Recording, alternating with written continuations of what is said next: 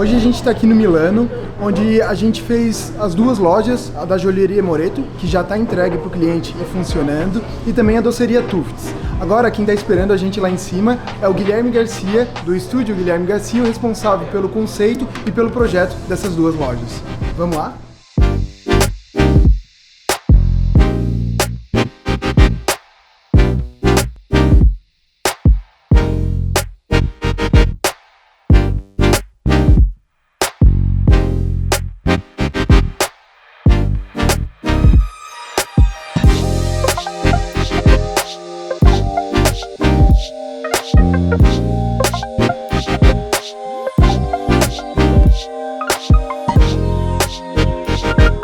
Agora que a gente está chegando nos últimos dias de obra, eu queria saber um pouco do conceito que tu pensou lá no escritório, que a gente conversou, e um pouco como que está esse conceito materializado hoje aqui na obra, se está dentro do que tu esperava, e como tu construiu um pouco esse conceito.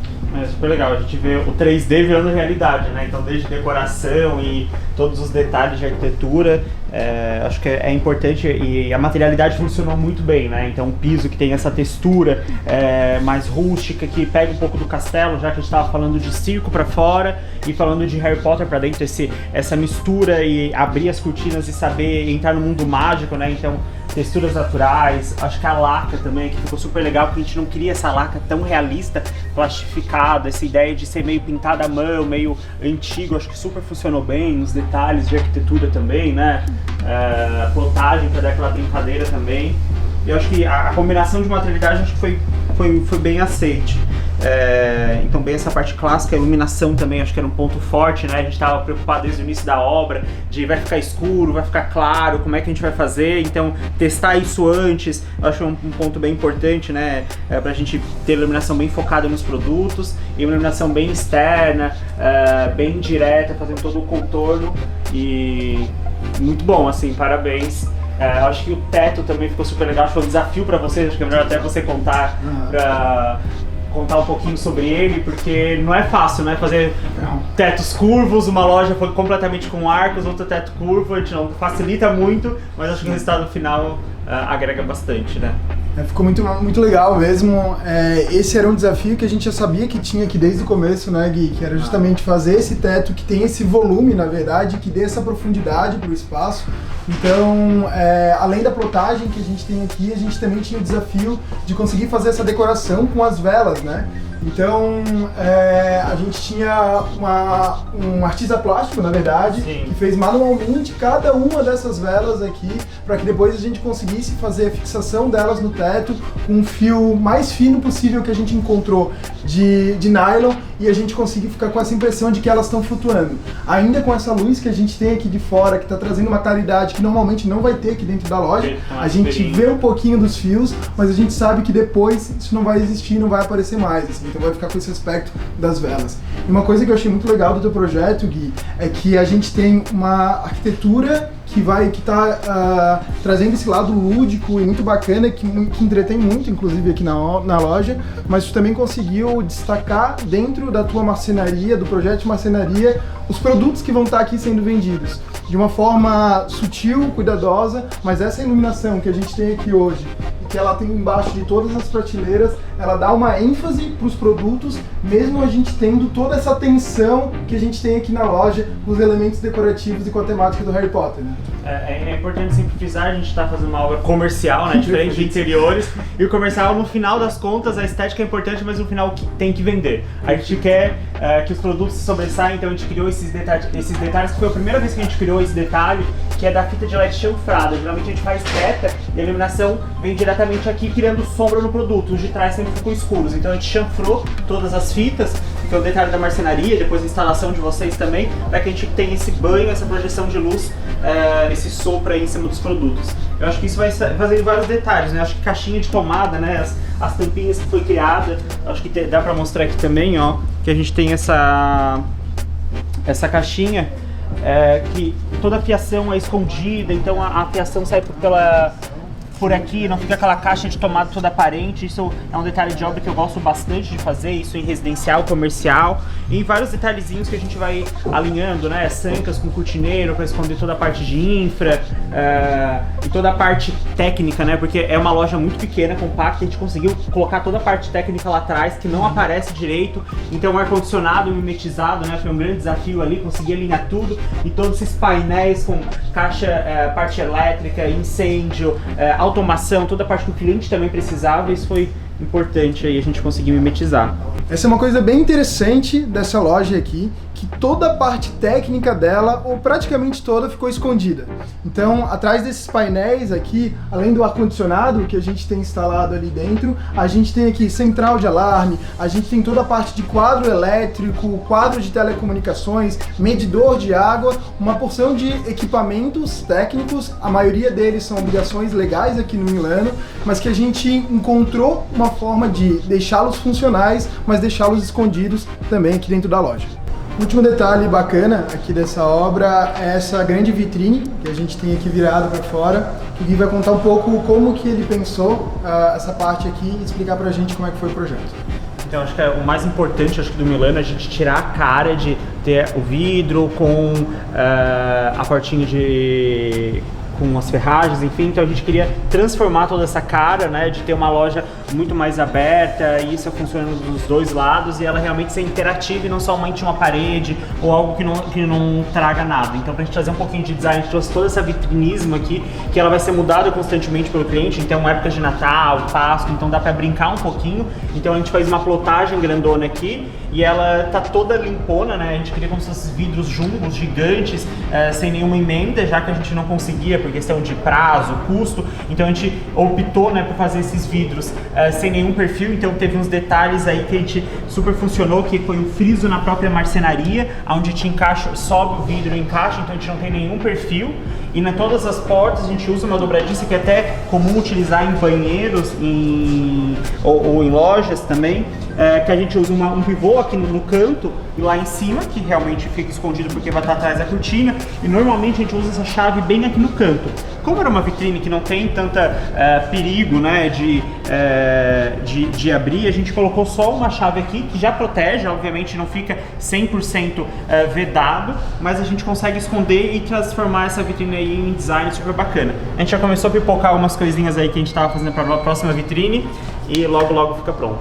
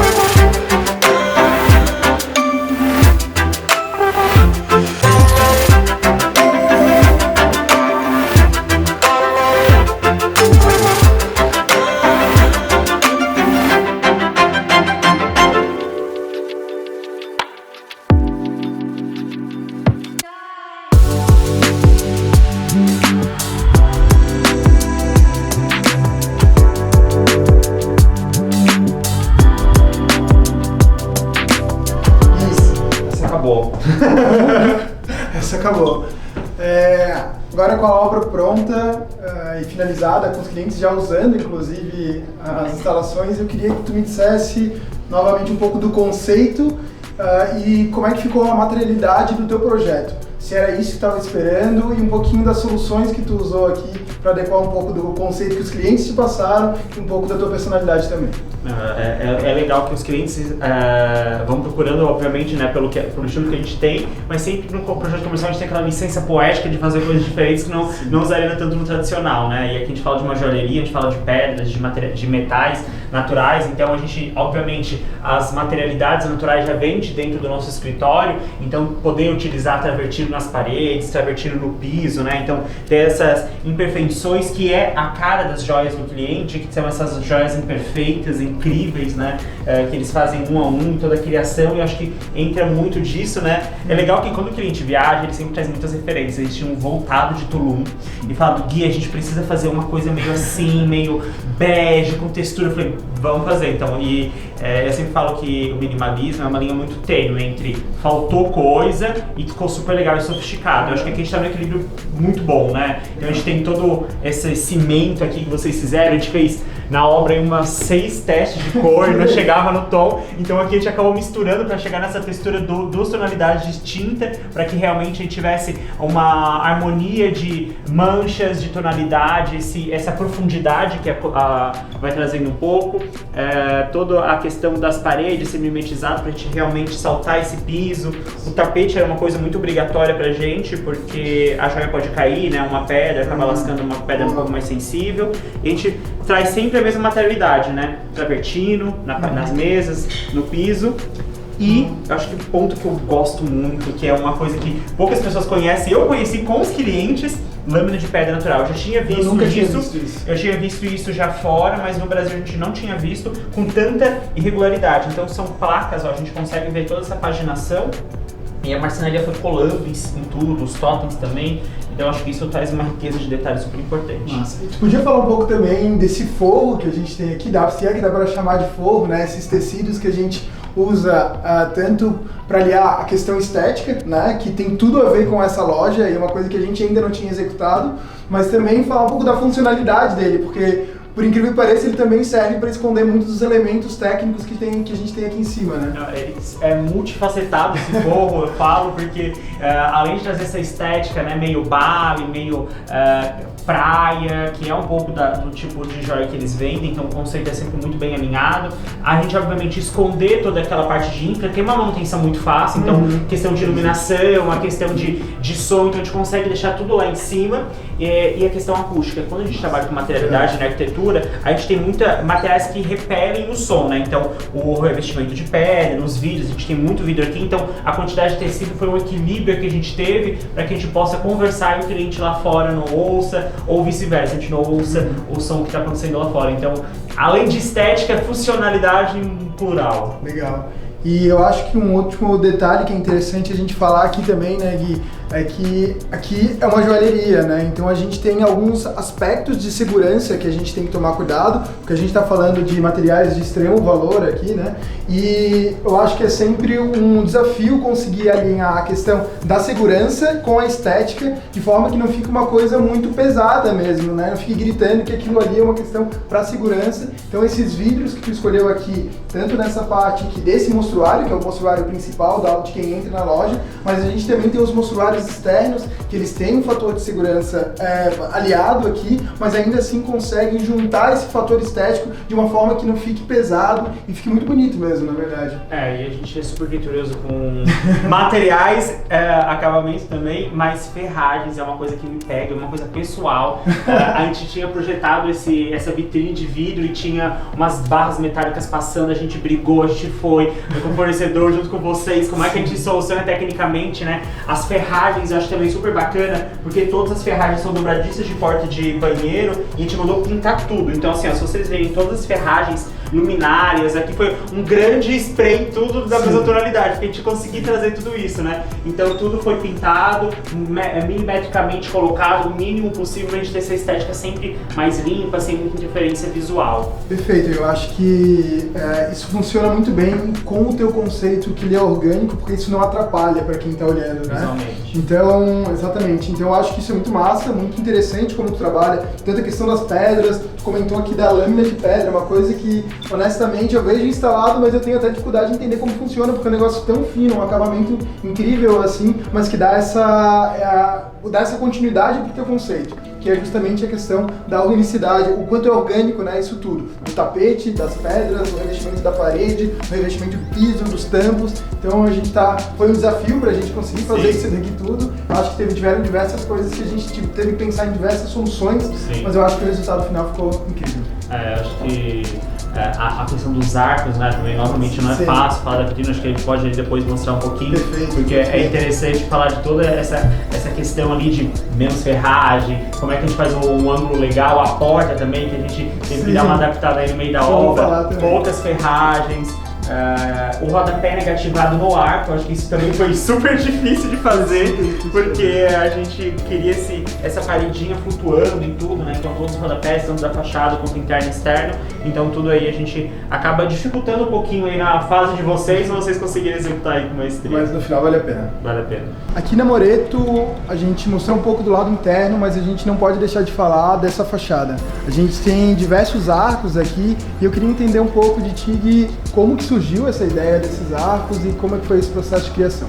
Acho que vem muito da referência do cliente também, né? Eles trouxeram a ideia dos arcos, não estava na nossa zona de conforto tanto, né? A parte de arcos orgânicos a gente super já estava trabalhando, mas os arcos acho que foi muita referência dos clientes, então a gente aprendeu muito a trabalhar com arcos também, a gente começou a fazer e a porta de outro jeito, só que para trabalhar com arcos tudo tem que ter uma simetria, porque senão não fica desconexo, a parte visual não funciona. A gente aprendeu também com arco, foi um grande aprendizado trabalhar com arcos, né? A ferragem, a gente não queria uma ferragem contornando porque não ia ficar bem acabada, então a gente acabou colocando só esses pontos de segurança e no final para conseguir apoiar o vidro, então a gente conseguiu manter o mais limpo possível, que era muito das nossas referências de arquitetura também.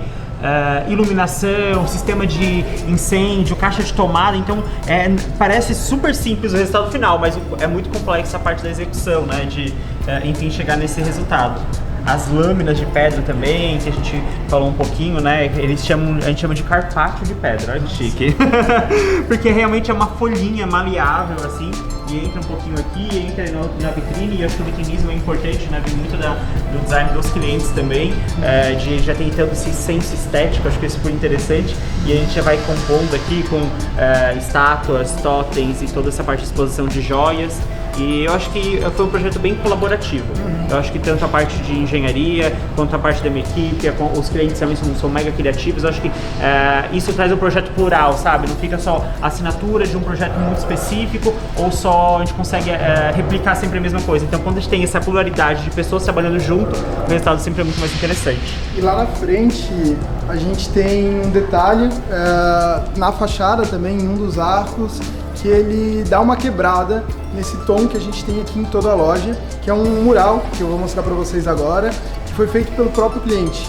E eu queria saber como é que foi esse processo. O cliente falou que ele queria botar uma arte dele ali. A gente começou com papel, a gente não chegava em resultado nenhum, a gente não gostava.